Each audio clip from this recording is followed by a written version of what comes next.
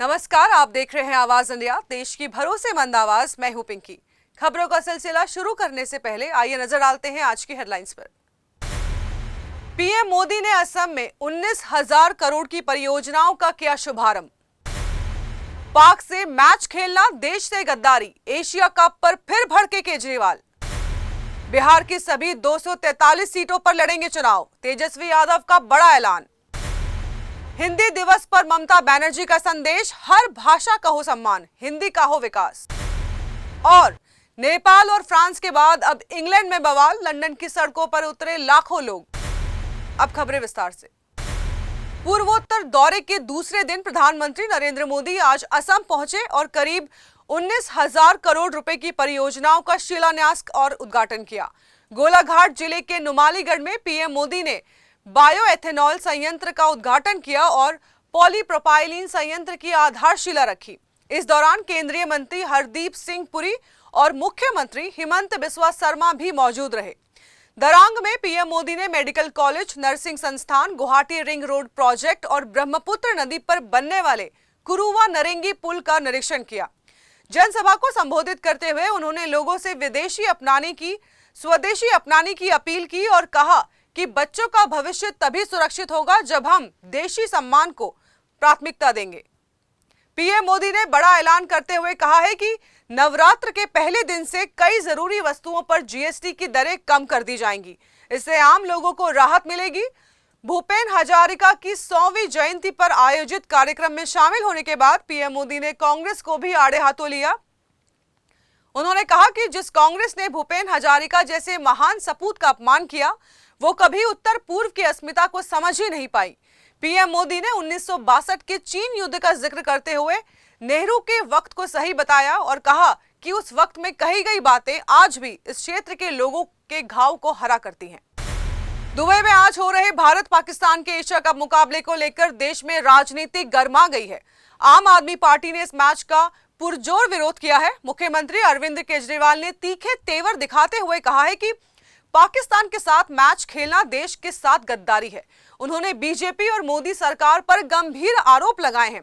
केजरीवाल के साथ ही आप नेताओं ने भी मोर्चा खोलते हुए कहा कि जब खून और पानी साथ नहीं चल सकता तो खून और क्रिकेट भी साथ नहीं चल सकता। सवाल ये उठ रहा है कि क्या भारत पाक मैच खेलकर देश की भावनाओं को ठेस पहुंचाई जा रही है या फिर खेल और राजनीति को अलग रखकर मैदान में मुकाबले को देखा जाना चाहिए। बिहार विधानसभा चुनाव की सरगर्मियों के बीच राजनीतिक हलचल तेज हो गई है। एनडीए और इंडिया ब्लॉक दोनों ही गठबंधन सीट बंटवारे को लेकर रणनीति बना रहे हैं, लेकिन अब तक कोई अंतिम निर्णय नहीं हुआ है। इस बीच विपक्ष और आरजेडी नेता तेजस्वी यादव ने एक बड़ा ऐलान कर सियासी हलचल को और भी बढ़ा दिया है। मुजफ्फरपुर के कांटी में आयोजित जनसभा में तेजस्वी ने कहा कि वे इस बार बिहार की सभी 243 सीटों पर चुनाव लड़ेंगे। उन्होंने जनता से अपील करते हुए कहा है कि तेजस्वी के नाम पर वोट दीजिए। तेजस्वी संघर्ष करेगा और बिहार को आगे ले जाएगा। तेजस्वी के इस ऐलान को महागठबंधन की आक्रामक रणनीति की शुरुआत माना जा रहा है। अपने भाषण में तेजस्वी यादव ने एनडीए सरकार पर तीखा हमला बोला है। उन्होंने कहा कि राज्य में अपहरण, हत्या और भ्रष्टाचार की घटनाएं लगातार बढ़ रही हैं और गरीबों को थानों से लेकर मुख्यालयों तक लूटा जा रहा है। तेजस्वी ने नीतीश सरकार को कुशासन करार देते हुए कहा है कि अब समय आ गया है कि इस 20 साल पुरानी सरकार को उखाड़ फेंकने का। उन्होंने पार्टी के नेताओं से अपील की है कि वे एकजुट होकर चुनाव लड़ें और सांप्रदायिक ताकतों को हराएं। तेजस्वी ने अपने भाषण में खुद को परिवर्तन और उम्मीद के प्रतीक के रूप में पेश किया है और जन समर्थन जुटाने की भी कोशिश की है। यह ऐलान बिहार चुनाव की दिशा और गति दोनों को प्रभावित कर सकता है। पश्चिम बंगाल की मुख्यमंत्री ममता बनर्जी ने हिंदी दिवस के अवसर पर हिंदी भाषी नागरिकों को हार्दिक शुभकामनाएं दी हैं। सोशल मीडिया प्लेटफॉर्म पर पोस्ट साझा करते हुए उन्होंने कहा कि राज्य सरकार सभी भाषाओं के प्रति श्रद्धावान है और हिंदी को विशेष महत्व देती है। उन्होंने बताया कि जिन क्षेत्रों में 10% से अधिक आबादी हिंदी भाषी है, वहां हिंदी को आधिकारिक भाषा का दर्जा दिया गया है। सीएम ममता ने यह भी बताया कि 2011 के बाद से राज्य में हिंदी भाषियों के कल्याण के लिए कई अहम पहल की गई है। इसके साथ ही संथाली, उर्दू, नेपाली, उड़िया, पंजाबी, तेलुगु समेत अन्य भाषाओं को भी सरकारी मान्यता दी गई है। उन्होंने कहा कि राज्य सरकार सादरी भाषा के विकास को लेकर भी प्रयासरत है। आपको बता दें कि हिंदी के प्रचार प्रसार के लिए ममता सरकार ने कई महत्वपूर्ण संस्थाएं और शैक्षणिक ढांचे खड़े किए हैं। उन्होंने बताया कि हिंदी भाषा के विकास के लिए हिंदी अकादमी की स्थापना भी की गई है और हावड़ा में हिंदी विश्वविद्यालय शुरू किया है। इसके अलावा बनारहाट और नक्सलबाड़ी में हिंदी माध्यम के डिग्री कॉलेज भी खोले गए हैं। उच्च माध्यमिक के प्रश्न पत्र अब हिंदी में ही उपलब्ध कराए जा रहे हैं और रविंद्र मुक्त विद्यालय के छात्र हिंदी में परीक्षा दे पा रहे हैं। हिंदी भाषी असंगठित श्रमिकों के लिए निःशुल्क सामाजिक सुरक्षा योजनाएं भी चला रही है। साथ ही छठ पूजा के अवसर पर 2 दिन की सरकारी छुट्टी घोषित कर राज्य सरकार ने हिंदी भाषी समुदाय की भावनाओं का भी सम्मान किया है। ममता ने हिंदी दिवस पर सभी को शुभकामनाएं देते हुए भाषा सम्मान की भावना को बल देने की अपील की है। नेपाल और फ्रांस के बाद अब ब्रिटेन की राजधानी लंदन में भी भारी बवाल देखने को मिला है। टॉमी रॉबिन्सन द्वारा आयोजित यूनाइटेड द किंगडम मार्च में लाखों लोग सड़कों पर उतर आए हैं। शुरुआत शांतिपूर्ण दिखी, लेकिन हालात अचानक बिगड़ गए और पुलिस से जबरदस्त भिड़ंत हो गई। इस दौरान पुलिस पर बोतलें फेंकी गई, मुक्के और लातें भी मारी गई। झड़प में 26 पुलिसकर्मी घायल हो गए, जिनमें 4 की हालत गंभीर बताई जा रही है। अब तक 25 लोगों को गिरफ्तार किया गया है। इस बीच काउंटर प्रोटेस्ट भी शुरू हुआ है, जिसमें हजारों लोग शरणार्थियों के समर्थन में जुड़े हैं और फॉर राइट के खिलाफ नारे लगाए जा रहे हैं। हालात काबू में करने के लिए दंगा रोधी दस्ते को भी तैनात करना पड़ा है। उधर इस हिंसा पर अंतर्राष्ट्रीय प्रतिक्रियाएं भी सामने आई है। फ्रांस के फार राइट नेता एरिक जेमुर और अमेरिकी अरबपति एलॉन मस्क ने इसे यूरोप के लिए खतरा बताते हुए ब्रिटेन सरकार पर हमला बोला है। वहीं रैली में अमेरिकी एक्टिविस्ट चार्ली किर्क को श्रद्धांजलि भी दी गई। नेपाल और फ्रांस में हालिया प्रदर्शनों की तरह ब्रिटेन में भी यह आंदोलन शांतिपूर्ण शुरुआत के बाद हिंसा रूप ले चुका है, जिसने पूरे यूरोप में अशांति की लहर पैदा कर दी है। नेपाल की पूर्व मुख्य न्यायाधीश सुशीला कार्की के अंतरिम प्रधानमंत्री बनने के बाद देश में शांति लौट रही है। काठमांडू घाटी में भड़की हिंसा में 30 से ज्यादा पुलिस थाने और चौकियां जलकर खाक हो गई थी। अब स्वयंसेवक समूह और युवा सड़कों से मलबा हटाकर हालात सामान्य करने में जुटे हैं। कंट्रोल रूम को अस्थायी रूप से मलबे में तब्दील पुलिस स्टेशनों में स्थापित कर दिया गया है। पशुपतिनाथ मंदिर को श्रद्धालुओं के लिए खोल दिया गया है। माना जा रहा है कि आज अंतरिम सरकार मंत्रिमंडल का विस्तार कर सकती है। नेपाल की जनता और राजनीतिक दल अब अगले कदम की प्रतीक्षा कर रहे हैं। आपको बता दें कि पूर्व प्रधानमंत्री केपी शर्मा ओली के इस्तीफे और हिंसक प्रदर्शनों में 50 से अधिक लोगों की मौत के बाद अंतरिम सरकार का गठन हुआ है। राष्ट्रपति रामचंद्र पौडेल ने सुशीला कार्की की सिफारिश पर संसद भंग कर दी और 5 मार्च 2026 को आम चुनाव की घोषणा भी की है।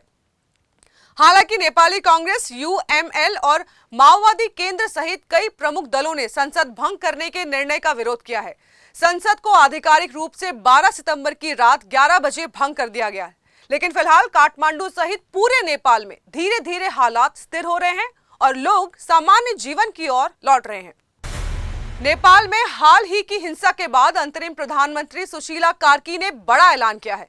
उन्होंने कहा कि जेनजी आंदोलन में जान गंवाने वालों को शहीद का दर्जा दिया जाएगा और पीड़ित परिवारों को 10-10 लाख नेपाली रुपए का मुआवजा भी दिया जाएगा। इस हिंसा में कुल 51 लोग मारे गए थे, जिनमें एक भारतीय महिला भी शामिल थी। कार्की ने भ्रष्टाचार खत्म करने का संकल्प लेते हुए साफ किया है कि वो 6 महीने से ज्यादा सत्ता में नहीं रहेंगी और निर्धारित समय पर चुनाव कराकर सत्ता नवनिर्वाचित संसद को सौंप देंगी। इस बवाल पर असर नेपाल के 3 पूर्व प्रधानमंत्रियों पर भी पड़ा है। केपी शर्मा ओली, शेर बहादुर देउबा और पुष्प कमल दहल प्रचंड अब बेघर हो गए हैं। प्रदर्शनकारियों ने उनके घरों को आग के हवाले कर दिया था। फिलहाल ये नेता आर्मी कैंपों में शरण लिए हुए हैं। उधर कार्की नए मंत्रिमंडल के गठन में जुड़ गई हैं। इसमें पूर्व न्यायाधीशों, सेना अधिकारियों, डॉक्टरों और ऊर्जा विशेषज्ञों तक के नाम शामिल किए जा रहे हैं। खास बात यह है कि जेनजी आंदोलन के सदस्य भी ऑनलाइन वोटिंग के जरिए इस प्रक्रिया में अपनी राय दे रहे हैं। इस बीच राष्ट्रपति ने संसद भंग करने का ऐलान कर दिया है, जबकि पूर्व सीएम ओली की पार्टी यूएमएल ने इसके खिलाफ आंदोलन की तैयारी शुरू कर दी है। जेनजी नेताओं ने साफ किया है कि वे सरकार का हिस्सा नहीं होंगे, लेकिन हर फैसले की कड़ी निगरानी जरूर करेंगे।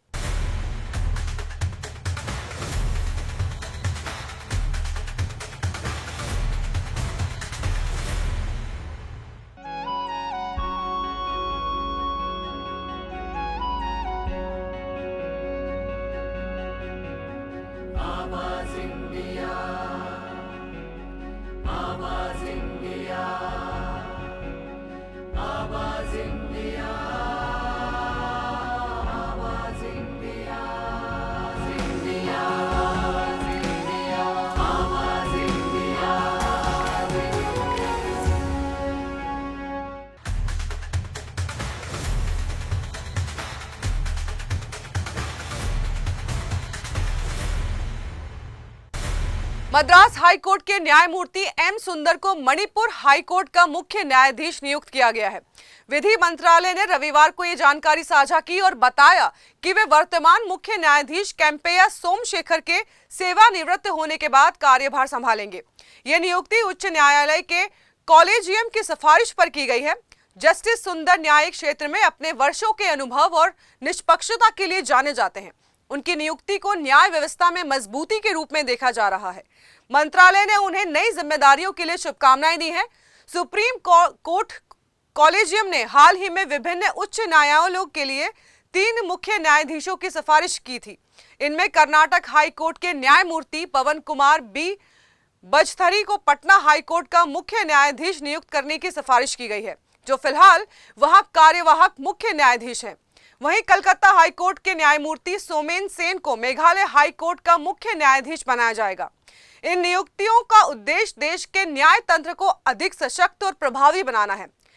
कॉलेजियम द्वारा की गई ये सिफारिशें अब केंद्र सरकार द्वारा औपचारिक रूप से लागू की जा रही हैं। न्यायपालिका में इन बदलावों से न्यायिक प्रक्रिया की गति और पारदर्शिता दोनों में सुधार की उम्मीद की जा रही है। महाराष्ट्र के ठाणे जिले के कल्याण और डोंबिवली शहरों में आवारा कुत्तों का आतंक बढ़ता जा रहा है। शनिवार को एक ही दिन में 67 लोगों को कुत्तों ने काट लिया, जिससे इलाके में हड़कंप मच गया।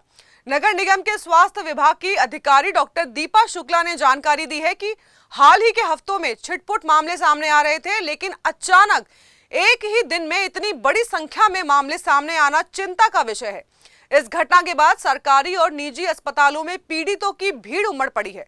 सभी घायलों को तुरंत एंटी रैबीज इंजेक्शन और आवश्यक चिकित्सा सुविधा उपलब्ध कराई गई है। लोगों में भय का माहौल है और वे प्रशासन से ठोस कदम की मांग कर रहे हैं। डॉक्टर शुक्ला ने बताया है कि कल्याण डोंबिवली नगर निगम द्वारा हर महीने 1000 से 1100 आवारा कुत्तों की नसबंदी की जा रही है। इसके बावजूद शनिवार की घटना ने नसबंदी अभियान पर सवाल खड़े कर दिए हैं। प्रशासन ने आश्वासन दिया है कि जल्द ही एक विशेष डॉग सेंटर की स्थापना की जाएगी, जिससे स्थिति पर बेहतर नियंत्रण पाया जा सकेगा। फिलहाल सभी पीड़ितों का इलाज जारी है और किसी की हालत गंभीर नहीं बताई गई है। स्थानीय नागरिकों ने जन सुरक्षा की खातिर और अधिक सख्ती और निगरानी की मांग की है। बॉलीवुड एक्ट्रेस दिशा पाटनी के परिवार को लेकर बड़ी खबर सामने आई है। बरेली में उनके पिता रिटायर्ड डीएसपी जगदीश पाटनी के घर पर शुक्रवार तड़के फायरिंग हुई। इस वारदात की जिम्मेदारी गोल्डी बराड गैंग के रोहित गोदारा ने ली है। पुलिस जांच में सामने आया है कि इस गैंगस्टर ने दिल्ली की मीडिया को पुर्तगाल नंबर से 2 मिनट का धमकी भरा ऑडियो भेजा, जिसमें उसने फायरिंग का खुलासा किया था। दरअसल दिशा की बहन रिटायर्ड मेजर खुशबू पाटनी के कथावाचक अनिरुद्धाचार्य के महिलाओं पर दिए बयान पर सोशल मीडिया पर प्रतिक्रियाएं दी थी। गैंग ने उसी बयान का बहाना बनाकर यह हमला किया है। घटना के बाद शूटरों की फुटेज भोजीपुरा टोल प्लाजा पर मिली है। फिलहाल पुलिस और एसटीएफ की 9 टीमें जांच में जुटी है। वहीं मुंबई में भी दिशा पाटनी के घर की सुरक्षा बढ़ा दी गई है। अभिनेत्री ने फोन पर पिता और बहन से बात कर उनका हालचाल जाना है। पुलिस का कहना है कि गैंगस्टर रोहित गोदारा राजस्थान से वांछित अपराधी है और उसके खिलाफ रेड कॉर्नर नोटिस पहले ही जारी हो चुका है। भोजपुरी सिनेमा की दुनिया से जुड़ी एक बड़ी खबर, 9 देवी 9 दुर्गा का ट्रेलर रिलीज कर दिया गया है। SRK म्यूजिक के बैनर तले बनी इस फिल्म में रिंकू घोष, रितेश उपाध्याय, आशा सिंह, समर्थ चतुर्वेदी, विनोद मिश्रा और अनूप अरोड़ा जैसे नामी कलाकार नजर आने वाले हैं। फिल्म का निर्माण रोशन सिंह ने किया है, जबकि निर्देशन की कमान संभाली है संजय श्रीवास्तव ने। कहानी सुरेंद्र मिश्रा और विवेक मिश्रा ने लिखी है और फिल्म का संगीत सजाया है ओम झा और आदर्श सिंह ने। ट्रेलर में जिस तरह के वीएफएक्स दिखाए गए हैं उससे फिल्म की भव्यता और बढ़ गई है। यही वजह है कि दर्शकों में फिल्म को लेकर खासा उत्साह देखने को मिल रहा है और अब इसके रिलीज का बेसब्री से इंतजार किया जा रहा है। बॉलीवुड सुपरस्टार सलमान खान अपनी अपकमिंग फिल्म बैटल ऑफ गलवा को लेकर सुर्खियों में हैं, लेकिन इस बार उन्होंने एक खास सोशल मीडिया पोस्ट से नेटिजन्स का दिल जीत लिया है। सलमान ने 15 वर्षीय गायक जोनस कॉनर की प्रतिभा की जमकर तारीफ की है और उनके 3 गानों father in a Bible, peace with pain और ओ अपालाशिया का जिक्र किया है। सलमान ने अपने सोशल मीडिया हैंडल पर लिखा है, मैंने कभी किसी 15 साल के बच्चे को अपने दर्द को इतनी खूबसूरती से बयां करते नहीं देखा। उन्होंने जोनस के उज्जवल भविष्य की कामना करते हुए फैन से ऐसे टैलेंटेड बच्चों को सपोर्ट करने की अपील की है। पोस्ट में सलमान ने यह भी कहा है कि ऐसे बच्चों को प्रोत्साहित किया जाना चाहिए, न कि उनका शोषण करना चाहिए। वर्क फ्रंट की बात करें तो सलमान खान इन दिनों बैटल ऑफ गलवा की शूटिंग में व्यस्त है, जो साल 2020 में भारत चीन सीमा पर हुई झड़प पर आधारित है। इस ऐतिहासिक घटना में भारत के 20 वीर जवान शहीद हुए थे। फिल्म में सलमान एक आर्मी ऑफिसर की भूमिका निभा रहे हैं और इसके लिए उन्होंने कड़ी फिजिकल ट्रेनिंग भी ली है। सेना की वर्दी में नजर आने वाले सलमान का यह किरदार काफी दमदार माना जा रहा है। बैटल ऑफ गलवा एक देशभक्ति से पूरी तरीके से ये फिल्म होगी जो दर्शकों के दिलों को छूने का दावा कर रही है। इस फिल्म के साथ सलमान खान एक बार फिर गंभीर और जिम्मेदार किरदार में नजर आने वाले हैं। बॉलीवुड की सुपरहिट म्यूजिक जोड़ी विशाल शेखर ने अपनी 25 साल की साझेदारी और दोस्ती का जश्न दिल्ली के शानदार म्यूजिक कॉन्सर्ट के साथ मनाया। इस कॉन्सर्ट का आयोजन ट्राइब वाइब एंटरटेनमेंट ने किया है। ओम शांति ओम के सुपरहिट गाने दीवानगी दीवानगी से शुरू हुए इस शो ने दर्शकों को झूमने पर मजबूर कर दिया।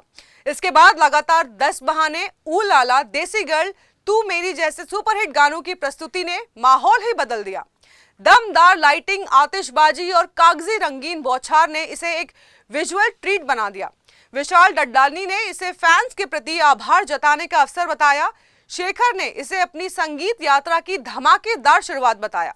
शेखर रविजानी ने कहा कि यह कॉन्सर्ट उन सभी यादों और संगीत का उत्सव है जो उन्होंने साथ मिलकर रचे। दिल्ली की एनर्जी और फैंस का प्यार उन्हें एक नई शुरुआत को आत्मविश्वास दे गया। स्टेडियम में मौजूद हर कोई किसी न किसी रूप में इस भावनात्मक संगीतमय यात्रा का हिस्सा बन गया। आर.डी. बर्मन को शेखर की श्रद्धांजलि और छम्मक छल्लों पर दर्शकों की एकजुटता ने इस शो को ऐतिहासिक बना दिया। प्रेम गीतों पर झूमते कपल्स और परिवारों की मौजूदगी ने माहौल को और भावुक बना दिया। शो के दौरान विशाल ने दिवंगत गायक के को भी श्रद्धांजलि दी, जिनके साथ उन्होंने कई यादगार गीत रचे। यह कॉन्सर्ट सिर्फ एक संगीत कार्यक्रम नहीं बल्कि 25 सालों की दोस्ती और क्रिएटिविटी का उत्सव था। तो देश और दुनिया की खबरों में फिलहाल के लिए इतना ही। जुड़े रहिए आवाज इंडिया के साथ, फिर होगी मुलाकात। तब तक के लिए नमस्कार।